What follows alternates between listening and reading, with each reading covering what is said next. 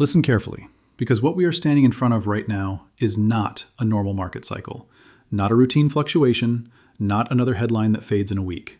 We are standing at the edge of a structural shift that has been building quietly for years, a shift that is mathematical, psychological, and historical all at once. And when these three forces align, they do not whisper, they erupt.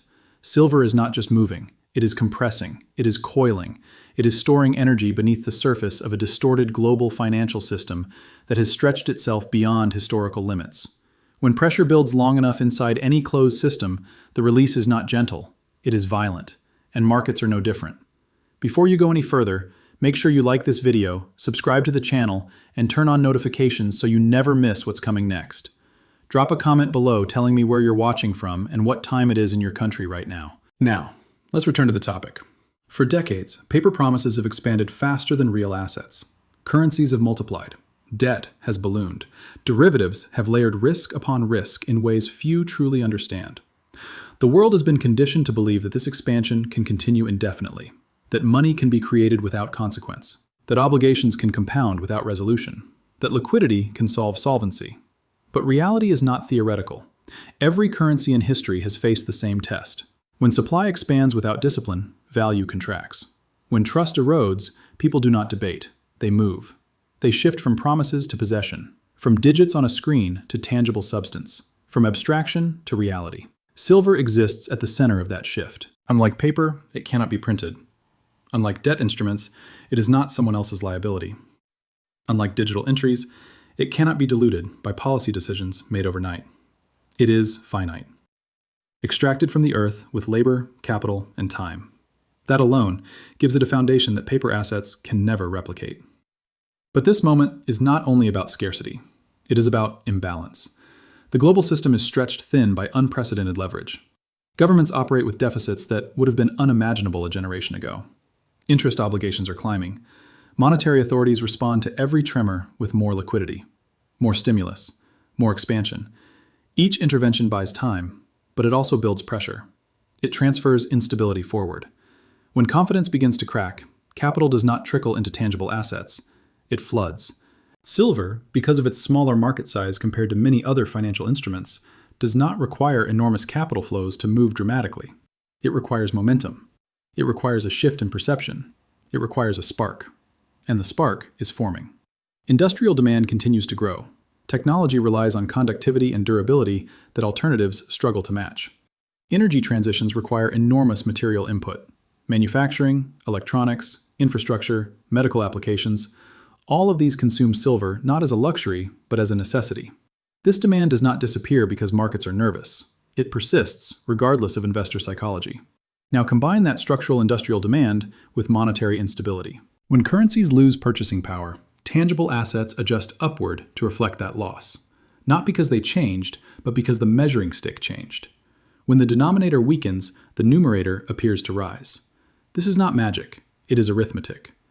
The world has entered a period where the measuring stick itself is unstable. Inflation is not simply a statistic released periodically.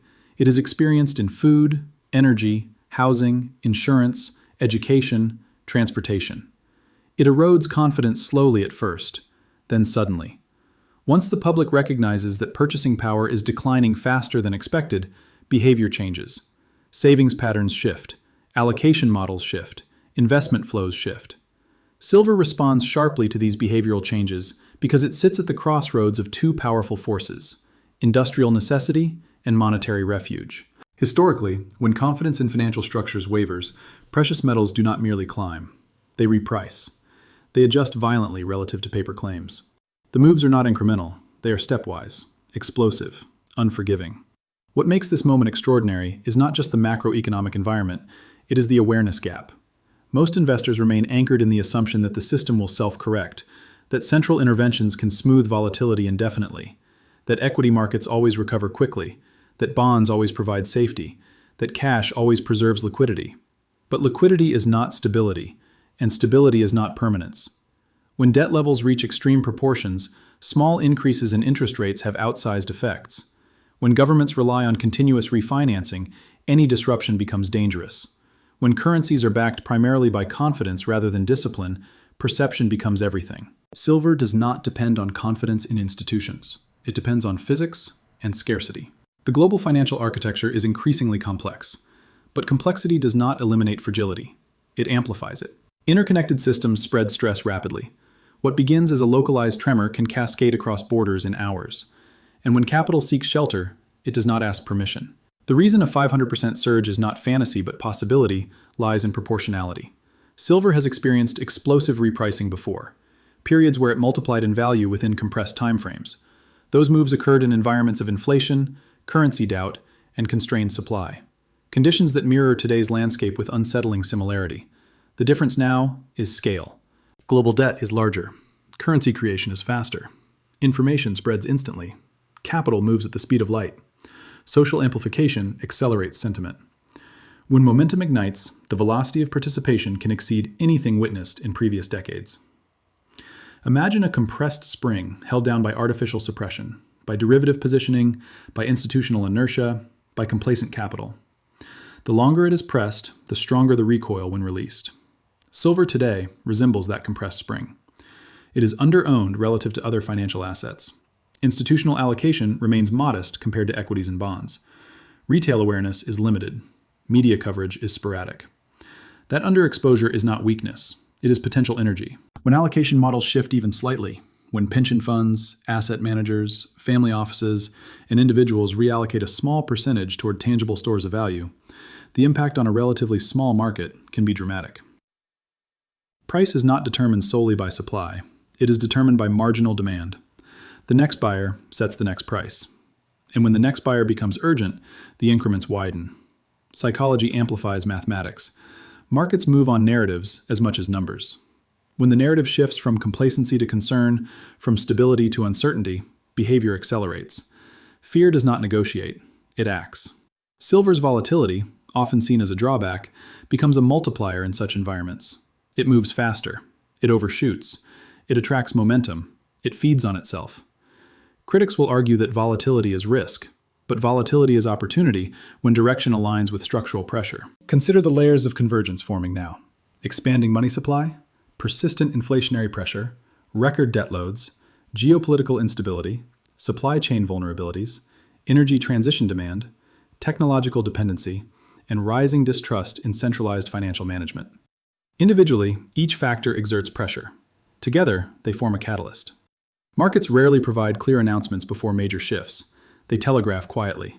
They hint through divergences, through widening spreads, through currency fluctuations, through commodity strength against weakening purchasing power. Those signals are flashing. The opportunity is not about blind speculation. It is about recognizing asymmetry. Limited downside relative to explosive upside when structural realignment occurs. It is about understanding that silver's historical price peaks occurred under far less extreme monetary conditions than today's environment. If previous cycles produced multiples, what might a cycle driven by unprecedented liquidity produce? Timing matters. Acting too late converts opportunity into regret. Acting too early, without conviction, tests patience. But waiting for consensus guarantees diminished returns. By the time headlines confirm the shift, repricing is already underway. The greatest gains occur in the transition from disbelief to acceptance. Right now, disbelief dominates. The crowd remains comfortable. The majority believes inflation will fade smoothly, that monetary authorities will engineer soft landings, that markets will resume steady upward trajectories without consequence. But soft landings are rare when imbalances are large. When confidence fractures, it fractures quickly. Silver's role in that fracture is not accidental. It is historical. It has served as money, as collateral, as industrial input, as wealth preservation. Its dual nature gives it unique sensitivity to both economic expansion and monetary instability. Industrial demand constrains supply. Monetary fear expands demand. When both occur simultaneously, price acceleration becomes nonlinear. A 500% surge is not a prediction pulled from thin air. It is a projection based on historical volatility, current suppression relative to monetary expansion, and structural demand growth. If currencies continue to lose purchasing power, nominal price increases alone could justify dramatic moves. Add fear-driven allocation shifts, and the multiplier expands. The real question is not whether silver can move. It is whether the system can stabilize without devaluing its own currency base further. If stabilization requires more liquidity, more stimulus, more expansion, then the denominator weakens again, and silver recalibrates upward. This is not a call to recklessness. It is a call to awareness. Opportunity favors preparation. It favors those who understand macro forces, who study historical parallels, who recognize sentiment inflection points. It favors those willing to position before headlines scream confirmation. The tsunami metaphor is not exaggeration. A tsunami forms far offshore, invisible to most observers. The ocean appears calm. Then suddenly the shoreline feels the force. By the time the wave is visible, it is too late to prepare. We are in the offshore stage. The compression is happening beneath the surface. Monetary distortions accumulate quietly. Debt compounds silently. Industrial consumption continues steadily. Investor complacency persists confidently. But energy is building. And when release occurs, the move will not politely wait for consensus. Those who understand scarcity, who respect mathematics, who observe history, recognize patterns. Currency expansion followed by asset repricing. Confidence erosion followed by tangible accumulation. Volatility followed by vertical acceleration. The opportunity before us is generational because the imbalances are generational. A 500% move sounds extreme only until you compare it to the expansion of currency supply over recent years. Only until you measure silver's inflation-adjusted historical highs. Only until you calculate what repricing would look like if even a small percentage of global capital sought refuge simultaneously. The arithmetic becomes less shocking. What appears dramatic in isolation becomes logical in context. Silver is not promising wealth without discipline. It is offering leverage to systemic realignment. It is offering exposure to monetary recalibration. It is offering participation in a shift that is already in motion. Preparation requires clarity. Understanding your allocation, defining your risk tolerance, recognizing volatility as both friend and test, maintaining discipline amid swings. But the overarching reality remains. The setup is extraordinary. The market rarely aligns macro instability, structural demand growth, under-ownership, and psychological complacency at the same time. When it does, the resulting move tends to exceed expectations. The key is not perfection, it is positioning. History does not repeat perfectly, but it rhymes with force. Monetary excess leads to tangible repricing. Debt saturation leads to currency dilution. Confidence shocks lead to safe haven surges. All three are visible today. The question is not whether pressure exists. It is whether you will act before release. Because when the surge begins, it will not announce itself politely. It will accelerate. It will attract headlines. It will trigger momentum. It will create fear of missing out. And by then, the asymmetry will have narrowed. Right now, asymmetry is wide. The launchpad is built. The countdown is silent but active. The fuel is loaded in the form of monetary expansion and industrial consumption. The ignition trigger is confidence, and confidence, once shaken, does not restore instantly. Silver stands ready. Understanding the setup is only half the equation. The other half is human behavior. Markets are not moved solely by data. They are moved by belief, and belief can pivot faster than fundamentals. For years, participants have been conditioned to buy every dip in paper assets, to trust intervention, to assume liquidity will always backstop risk. That conditioning creates complacency, and complacency creates vulnerability. When a system appears stable long enough, vigilance fades. Diversification narrows, risk concentration grows, exposure to intangible claims increases, and the appetite for tangible reserves declines. That decline is visible in allocation percentages. Physical assets represent a small fraction of global portfolios relative to financial derivatives and equities. That imbalance alone creates potential torque. If portfolios rebalance even modestly toward hard assets, demand surges disproportionately relative to available supply. It is not necessary for everyone to buy silver for price to skyrocket. It is only necessary for a marginal reallocation at scale. Imagine a fraction of institutional capital shifting exposure in response to rising inflation or currency volatility. Imagine sovereign funds hedging against monetary dilution. Imagine corporations seeking balance sheet resilience. Imagine individuals recognizing erosion in purchasing power and acting simultaneously. The cumulative effect would be immense. Supply cannot be turned on overnight. Mining is capital intensive. Development cycles span years. Environmental constraints, regulatory frameworks, geopolitical risks all limit rapid expansion. Above-ground stockpiles are not infinite. Industrial users compete with investors for the same material. When demand spikes into constrained supply, price does not negotiate. It gaps. This is where the concept of a price tsunami becomes tangible. Not a steady incline, but waves of buying layered upon one another. The first wave, driven by early recognition. The second wave by media amplification. The third wave by fear of missing out. The fourth wave by institutional repositioning. Each wave builds on the previous one. Momentum attracts attention. Attention attracts capital. Capital accelerates momentum. But there is another dimension: trust. Trust in currencies is the backbone of modern finance. When trust erodes gradually, the public adapts slowly. When trust erodes suddenly, reaction is immediate. Trust is fragile because it is psychological. Once confidence cracks, restoring it requires more than words. Silver benefits directly from distrust because it is independent of policy. It does not rely on fiscal discipline or central management. Its value proposition strengthens as confidence weakens. The world today faces overlapping uncertainties: fiscal sustainability, energy security, geopolitical fragmentation, technological disruption, demographic shifts. Each introduces volatility. Together, they create systemic tension. Volatility alone does not guarantee repricing, but volatility combined with monetary expansion does. When authorities respond to instability with liquidity injections, they stabilize markets temporarily while weakening currency foundations. This paradox fuels tangible asset strength. The next critical factor is speed. Information no longer travels slowly. Social platforms, digital trading systems, global connectivity all compress reaction time. When narrative shifts, it spreads instantly. Retail participation can surge in hours. Institutional algorithms detect momentum and amplify it. In such an environment, price discovery becomes nonlinear. Silver's relatively small market capitalization compared to global equity and bond markets makes it highly sensitive to rapid inflows. A modest redirection of capital can produce exponential price impact. A 500% move does not require universal participation. It requires urgency among a minority with sufficient capital. Urgency emerges from realization. Realization often begins quietly. Subtle underperformance of bonds, rising commodity indices, currency weakness, inflation persistence. Then a tipping point, a policy misstep, a credit event, a geopolitical shock. The catalyst reframes perception. Once perception changes, capital flows reprice assets swiftly. It is important to understand that parabolic moves feel uncomfortable while they are happening. Volatility increases. Pullbacks become sharp. Media narratives oscillate between excitement and fear.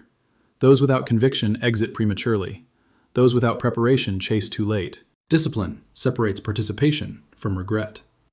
Strategic positioning involves clarity of purpose. Are you hedging against currency erosion? Seeking asymmetric upside? Diversifying away from intangible exposure? The objective informs allocation. Risk management remains essential. No asset moves in a straight line. Even in explosive bull phases, corrections test resolve. Understanding historical volatility patterns prepares you psychologically, but fear of volatility must not overshadow recognition of structural imbalance. The magnitude of currency expansion in recent years dwarfs historical precedents.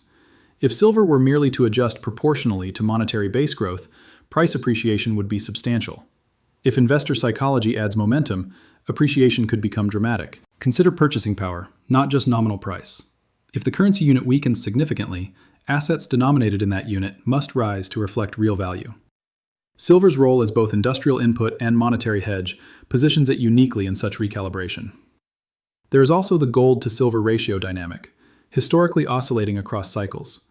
When that ratio compresses during precious metal bull markets, silver often outperforms dramatically. Ratio compression alone can imply multiple expansion, independent of gold's direction. Structural supply deficits amplify the effect. When consumption exceeds mining output, inventories draw down. Persistent deficits tighten availability. In tight markets, incremental demand shocks have outsized impact. Overlay that with rising retail accessibility through digital platforms and global bullion networks, and participation barriers decline. Entry becomes easier. Reaction becomes faster. The awareness gap discussed earlier persists, but it narrows rapidly once price confirms thesis. Confirmation attracts skeptics, skeptics become participants, participants become advocates. At that stage, narrative shifts from doubt to inevitability. The final phase of explosive moves is often characterized by disbelief turning into urgency. Individuals who ignored early signals scramble to secure positions. Supply chains strain, premiums widen, futures markets experience volatility spikes. Price accelerates vertically. But vertical phases are brief. They represent culmination, not initiation, which is why positioning before acceleration matters. Another crucial element is resilience. In unstable economic climates, resilience becomes valuable beyond return metrics. Tangible assets reduce counterparty exposure. They diversify systemic risk. They provide psychological security amid financial turbulence. As uncertainty rises globally, demand for resilience grows. Silver offers that resilience at an accessible scale compared to other precious assets. All these forces converge toward a single reality. The probability of dramatic repricing increases when monetary instability, supply constraint, industrial growth, and psychological inflection align. We are approaching alignment. No one can predict the exact day or week when ignition occurs, but macro pressure does not dissipate easily. Debt does not shrink organically. Currency creation does not reverse without consequence. Industrial demand does not vanish overnight. The trajectory favors tension, not relaxation. When tension resolves, it often resolves upward in tangible assets. A 500% explosion is not guaranteed. Nothing in markets is guaranteed. But the asymmetry between risk and reward, given current macro conditions, is rare. Downside limited by intrinsic value and industrial use. Upside amplified by monetary recalibration and investor reallocation. Such asymmetry defines generational opportunities. Preparation means acting before comfort disappears, before headlines validate concerns, before volatility escalates. History shows that those who act during quiet build-up phases capture the majority of upside. Those who wait for certainty participate late. The tide is shifting.